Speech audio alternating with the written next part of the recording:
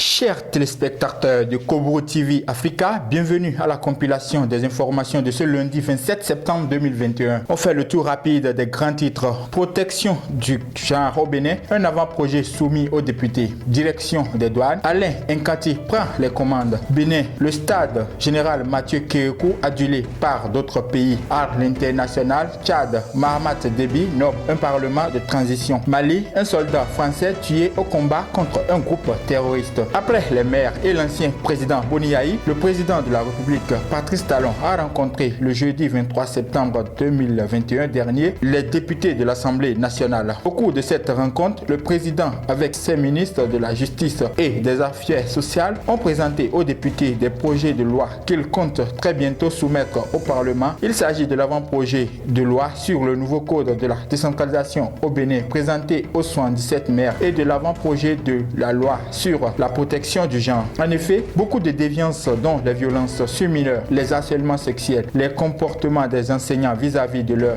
élèves sont observés dans le pays. C'est au regard de cette situation que le gouvernement du président Patrice Talon veut changer la donne à travers un avant-projet de loi qui sera minutieusement étudié par les députés en vue de son adoption. À la sortie de cet échange, le premier vice-président de l'Assemblée nationale, Robert Guyan, a confié que ce projet a toutes les chances de réussir. Ce qui veut dire d'ores et déjà que les députés sont prêts à accompagner le gouvernement dans sa dynamique. Alain Nkati est le nouveau directeur général des douanes et droits indirects du Bénin. Nommé à l'issue du Conseil des ministres du mercredi 22 septembre 2021, il remplace Charles Sakaboko à ce poste. Sa nomination fait suite à l'adoption des nouveaux décrets portant attribution, organisation et fonctionnement de la Direction générale des douanes et droits indirects lors du dernier Conseil des ministres. Le désormais patron des douanes a été administrateur de la Chambre du commerce et de l'industrie du Bénin, CCIB. Il était précédemment le directeur général par intérim de l'Agence nationale des transports terrestres, ANAT, avant d'être promu à ce poste. Le nouveau stade général Mathieu Kérékou de Cotonou, répondant aux normes internationales, est adulé par divers pays de la sous-région. Ce stade est très sollicité ces derniers temps par les pays comme la Côte d'Ivoire et le Burkina Faso qui ne disposent pas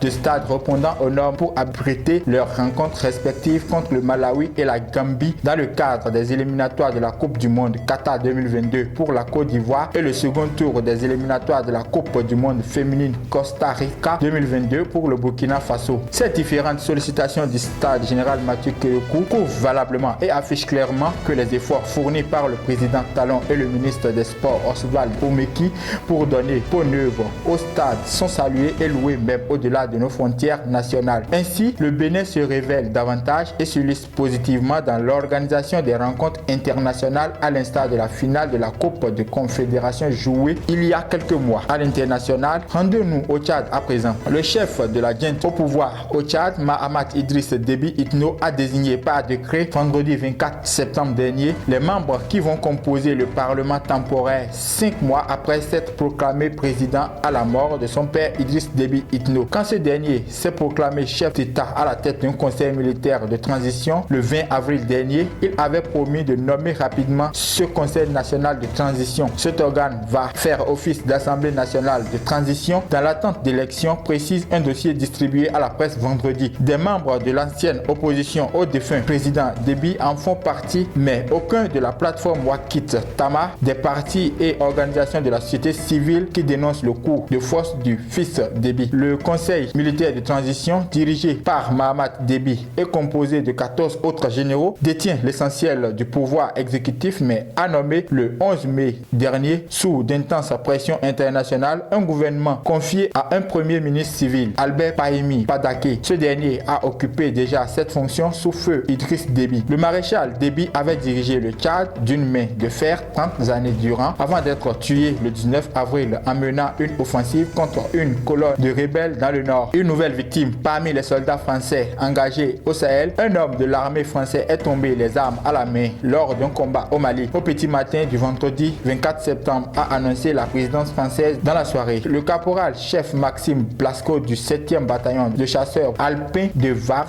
est mort au combat contre un groupe armé terroriste. Il avait reçu en juin la médaille militaire pour la valeur exceptionnelle de ses services, a précisé l'Élysée dans un communiqué. Selon l'état-major des armées, la victime a été tuée au cours d'une opération de reconnaissance et de harcèlement conduite par la force Barkhane dans le Gourma malien, dans la région de Gossi, à proximité de la frontière entre le Mali et le Burkina Faso. Des éléments d'un groupe armé terroriste ont été détectés par un drone Reaper tôt vendredi dans la matinée, ceci dans la forêt de Ndaki. Une patrouille de 2 hélicoptères d'attaque a été rapidement engagée pour les neutraliser, a poursuivi l'état-major. Un groupe de commandos de la force Barkhane a ensuite été déployé au sol pour reconnaître la zone d'engagement. Le groupe de commandos a été pris à partie à courte distance par d'autres éléments du groupe armé terroriste. Au cours de cette action, le caporal-chef Maxime Blasco a été touché par un tireur embusqué qui a été neutralisé par les commandos. Très grièvement blessé, le caporal-chef Maxime Blasco a rapidement succombé à ses blessures, selon le communiqué de l'armée. Compile info de ce lundi 27 septembre 2021. Stop et fin. Rendez-vous vendredi prochain pour un nouveau numéro.